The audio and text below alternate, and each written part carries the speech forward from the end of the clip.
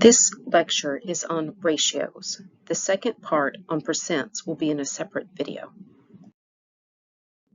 The objectives for this section are to define, write, and simplify ratios and rates, define and write proportions, and to use rates, ratios, and proportions to solve problems. A ratio is a pair of positive numbers used to compare two measures or quantities. In this figure, you have 8 blue and 12 yellow tiles. If we write the ratio of blue tiles to yellow tiles, that would be 8 to 12, using the word to. 8 to 12 using a colon, or 8 to 12 as a fraction. All three of those are acceptable. The ratio of blue to yellow tiles can be written also as an equivalent ratio of 4 to 6 by grouping into two groups. So each group has 4 blue and 6 yellow. I can group them again into 4 separate groups, see each column, and each column has 2 blue and 3 yellow. Those are all equivalent ratios. A ratio that makes a comparison within one whole group or collection gives us some additional information. The ratio of boys to girls in a classroom is 2 to 3, for example. We can represent the whole class with a bar, divided into 5 parts. Since we have 2 parts would represent boys, 3 parts would represent the girls. If we take that same bar, we can write fraction statements about this population. Even though we don't know the number of students in the class, we can still make statements about the number of students in the class. For example, 2/5 of the class is boys. Those are the 2 green bars. 3/5 of the class is girls. Those are the 3 white parts. The number of boys in the class is 2 to 3. 2/3 the number of girls. The number of girls in the class is 3/2 the number of boys. Notice here with the 3/2, you would not write that as 1.5. We don't use mixed numbers to represent ratios. Okay, the first two both have a denominator of 5 because you're comparing part to whole. 2 parts are boys and there are 5 parts in the class. The last two are 2/3 and 3/2. Those two are comparing part to part, 2 parts boys, 3 parts girls.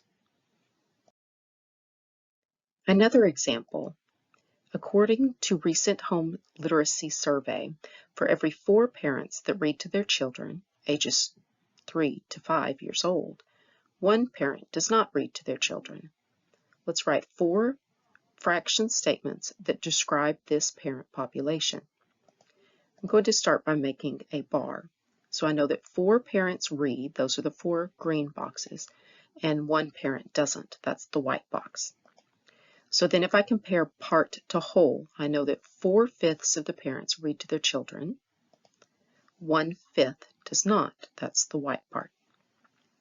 If I compare part to part, the number of parents who read to their children is 4 times the number of parents who do not, the ratio 4 to 1 as it says right here. The number of parents who do not read to their children is 1/4 the number of parents who do.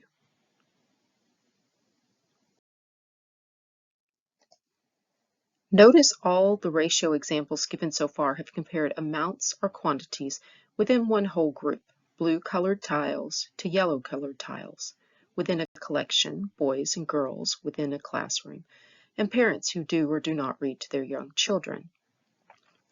There are other ratio statements where the measure or quantities being compared are not part of one collection. For example, North Dakota has a population density of 10 people per square mile. That is the ratio of inhabitants to square miles is 10 to 1.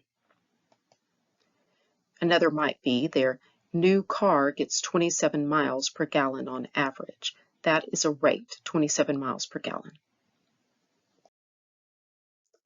These example ratios compared population to square mile and miles per gallon.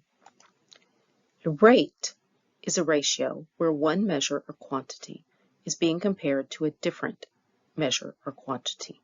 So these two examples are rates. In this example, let's determine the quantities or measures compared in each of the following statements. State the corresponding rates as a ratio. In number 1, it says the box of muesli was unit priced at 19 cents per ounce. So the rate is comparing dollars to ounces. And the ratio is 0.19 to 1. Number 2 says our electric rate went up to 8 cents per kilowatt hour. Notice the per, okay, that's what you're looking for. So it's comparing cents to kilowatt hour. And this one is 8 cents to 1 hour. Okay, then on number 3, Nevada has 500 vehicles per 1,000 people. So it's vehicles per people. And it's 500 to 1,000. Now we could simplify that. We'll talk about that more in the next slide. 500 to 1,000 is the same as 1 to 2. Comparing the relative sizes of large sets through the use of small numbers is a common use of ratios. There are 8 teeth on the small gear and 40 teeth on the large gear. So that is a ratio of 8 to 40, which can be simplified to 1/5. So the ratio of teeth on the small gear to the teeth on the large gear is 1 to 5. This equality of ratios is called a proportion.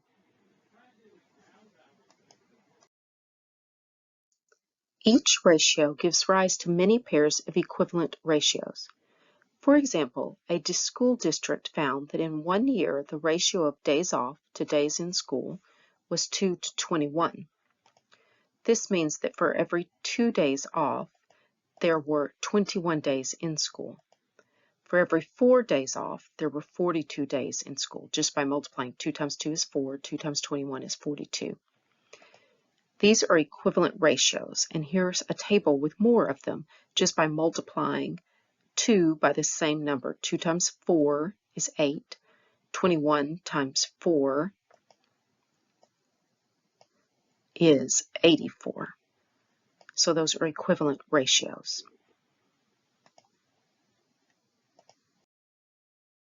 In the next example, it says if the ratio of teachers to students in a school is 1 to 18 and there are 360 students, how many teachers are there?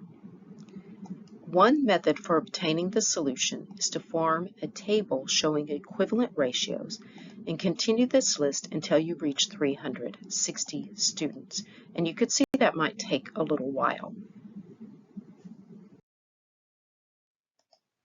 Another method would be to write a proportion with X representing the number of teachers, like this. 1 teacher to 18 students is X teachers to 360 students. When you do this in EC through 6, you will not cross multiply and divide. You will solve them numerically. For example, I know that 18 times 20 is 360. Now, you may not have known that, but 18 times 2 is 36, so then 18 times 20 would be 360. If I multiply the bottom by 20, I multiply the top by 20, which would give me a solution of 1 times 20 is 20 teachers. Now, in middle school and high school and college, you would solve this algebraically by cross-multiplying. 1 times 360 is 18 times x. And then divide both sides by 18 to get x by itself, and x equals 20. Let's try that again with a rate. 4.8 pounds of flour cost $8.40. How much will 6 pounds cost? So x equals the cost for 6 pounds. We set up a proportion. Now, if you're looking at this and you're seeing the decimals and thinking, I can't use a calculator, it's too hard, let's look at it numerically with the numbers since we've built this semester so far. Notice they went ahead and did that algebraically, but I want you to look at something. 6 times 8 is 48. So I just need a decimal, so it's 0.8. So I need to divide, this time, 840 by 0.8. And you could do that pretty well, probably faster than me with my mouse. 840. We're going to move the decimal point once because we don't divide by decimals. We move the decimal. So that goes, 8 goes into there once. This is called short division. I don't know if you've learned this in school, but 1 times 8 is 8 with a remainder of 0. 8 does not go into 4, but 8 will go into 40, which is 5. And it goes with no remainder. So I bring my decimal up. If I'm talking about dollars, then it has to be 1050. So the cost is $10.50 per pound.